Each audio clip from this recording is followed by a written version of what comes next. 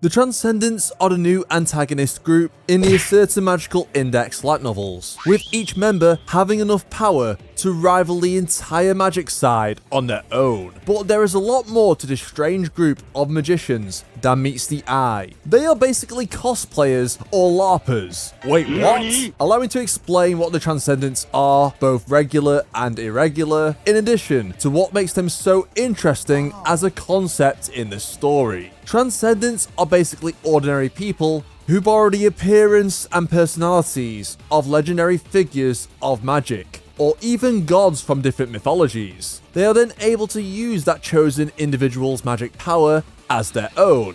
I guess this functions very similarly to the magic concept of idol theory, where a legend is used as the basis to borrow a portion of magical power from it. What makes the Transcendents different though is that they specifically borrow the power of mysterious higher dimensional entities known as the Secret Chiefs, with Aleister Crowley coming to the conclusion that they were all linked to the Chiefs in some way or another, by receiving their grimoires or knowledge, some by allowing one to reside in their body, and others by directly controlling them. Currently, we do not know much about the Secret Chiefs or their motives, but we do know that Iwaz is one of them, and directly helps power the Transcendent Anna Sprengel when she fights. There are also two different types of Transcendent, irregular and regular. Irregular Transcendents are usually far more powerful than the regular ones, as they do not rely on other Transcendents for their power. Irregulars are usually turned into Transcendents via a spell or by contact with the Secret Chiefs, and appear to have a closer connection to them,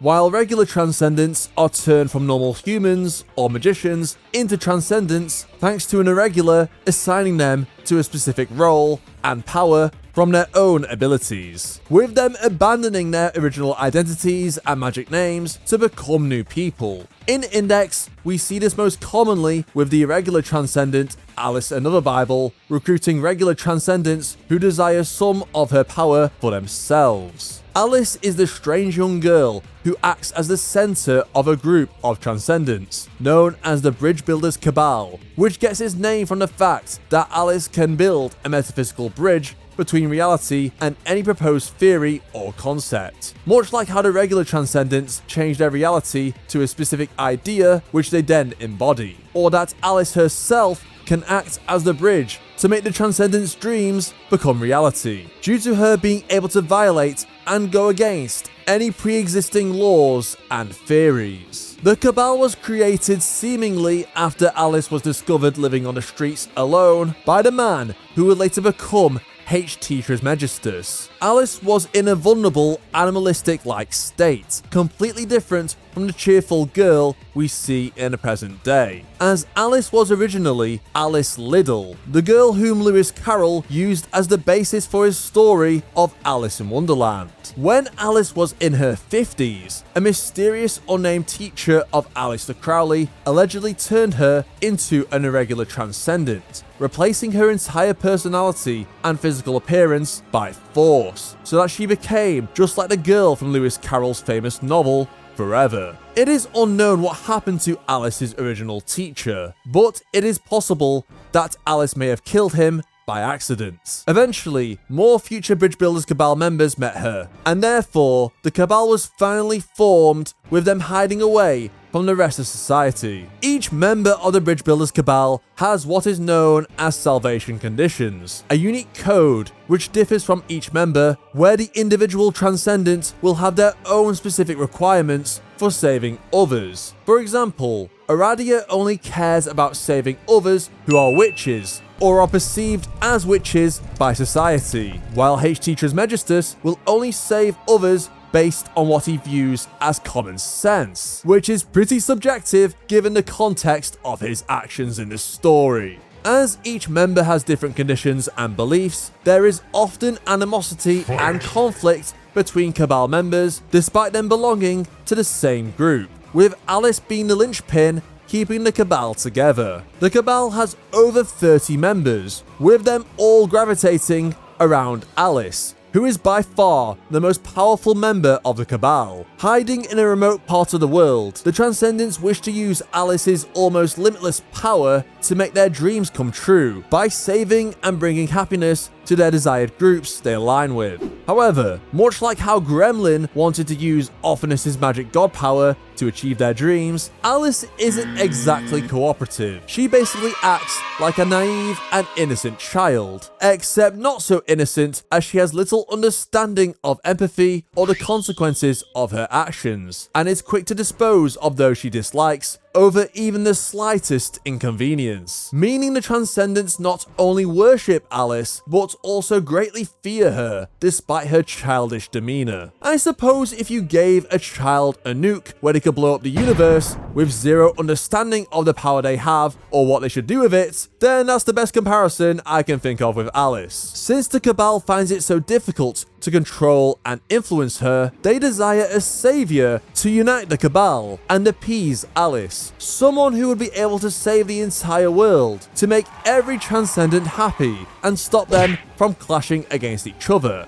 The legendary magician Christian Rosenkreutz was selected as this preferred savior due to the many Rosicrucian stories about how he healed the sick and helped countless people all around the world. Therefore, it became the objective of the Cabal to revive CRC, which didn't go as planned, but that's another story entirely. But the reason why each Transcendent plays a unique character from a particular mythology is that this is necessary for the ceremony to revive CRC. While irregular Transcendents tend to completely outclass regular Transcendents, they are still capable of either destroying the world, creating a world, or rivaling the entire human magic side on their own. And no, the political magic side does not include the magic gods. Nephthys herself made a distinction in NT14. And unlike the gods, if they destroyed the current world or phase like Ophinus did, they would be unable to recreate it or even survive. Maybe Alice is the exception to this, but considering she wasn't with Toma and Ophinus in the Black World,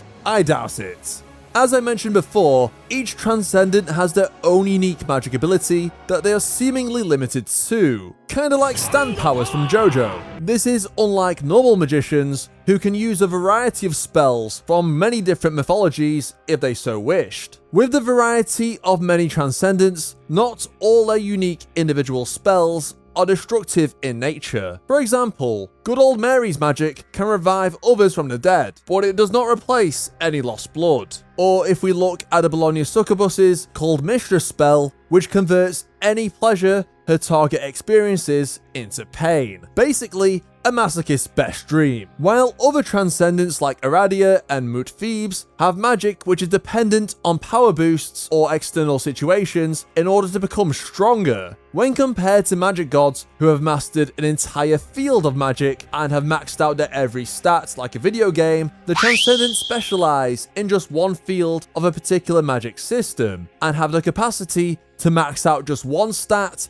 to contend with the entire human magic side. That's the best way I can explain it. Each regular Transcendent also has a seal on their power, which they can remove to access the full extent of their strength by seemingly manifesting the power of the secret chiefs. This seal is known as Risk 4, where the Transcendent usually states they are entering God's territory as they gain access to an even more potent version of their magic or unlocking completely different spells on a far more potent scale. Now, let's discuss the role of the Transcendents in the Index light novel, as Anna Sprengel wanted to cause as much trouble in the world as possible, hoping that one day her so-called king would change her wicked nature for good. Hey Toma, you dropped this. Anna, being an irregular Transcendent, infiltrated the Bridge Builders Cabal as a new recruit and tore the Cabal into two sides, as she successfully manipulated Alice, who became obsessed with Kamijo Toma, as he outright rejected her power, as he does not seek it or fear her like the other Transcendents she was familiar with, which caused Alice to be fascinated with him. Some members of the Cabal saw Toma as a threat to their existence due to him being too close to Alice, and sought to eliminate him, while others believed it was immoral to kill him for such selfish reasons, which resulted in the Cabal being split into two factions, the Killers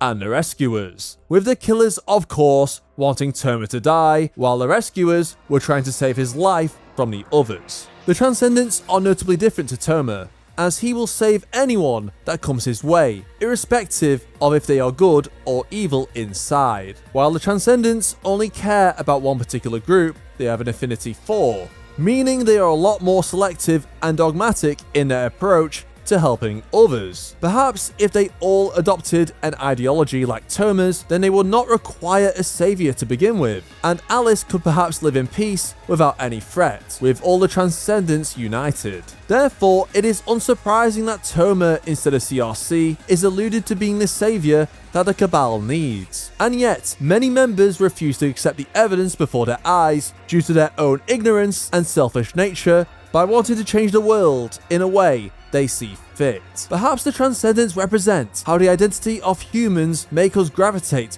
towards certain collective groups, where they prioritize particular sets of people above all else and will disregard others who do not align with the same group. While Toma does not care about particular groups, as he focuses on the individual above all. It harkens back to how Fuyama of the Right wanted to save the entire world, as opposed to Toma, who concentrated solely on individual people on a case-by-case basis, as categorizing people into arbitrary collectives only causes conflict against other groups opposed to them, sometimes resulting in war and violence. The concept of the Transcendents abandoning their original identity to become a new person has different allegories that I'm sure will set your imagination on fire. But allow me to explore this concept from a nuanced perspective. Toma also assumed a new identity, but he had almost no choice compared to the Transcendents,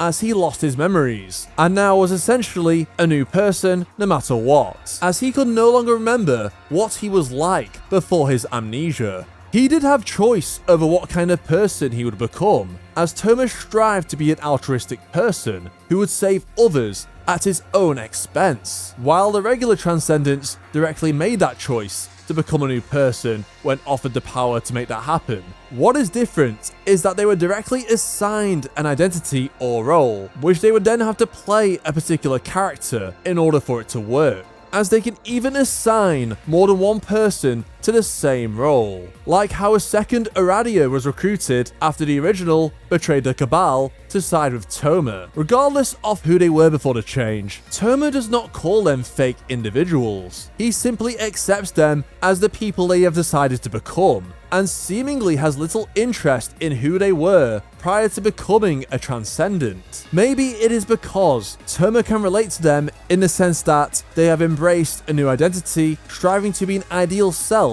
just like him, even if he did not have a choice in the matter compared to them, while Alice did not have any choice just like Toma. But at the same time, she was manipulated and molded into a new person against her own will. I suppose this is trying to suggest that free will is paramount. While the Transcendents aren't perfect and are selfish in their decision making, so is Toma in that respect. But they both made the decision to become something new, with the cards they were dealt with in life, while Alice was maliciously coerced and groomed, becoming a disturbed and twisted being, reverting from an adult into a childlike state, losing the entire essence of her person and humanity underneath, which is why her true nature now is animalistic. It is stated that the Transcendents were still magicians prior to their conversion, and that they had their own magic names. Magic names usually represent the magician's own unique philosophy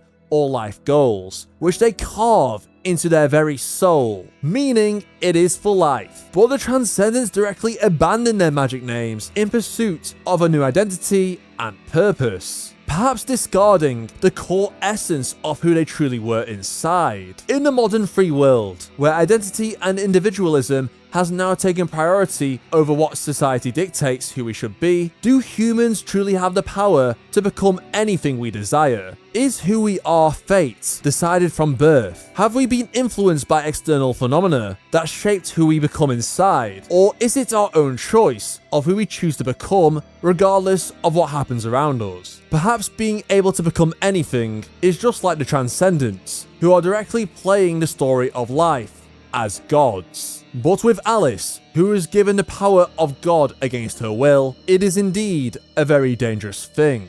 What do you think about the Transcendents, and how Kamachi presents them in the story? There is definitely a lot you can say about them that reflects the real world. But like many other concepts in Kamachi's work, the right answer is never usually black or white, which is what makes them so compelling. Make sure you subscribe for more Index and Railgun content on the channel, and check out these other videos if you want to see more. Until next time.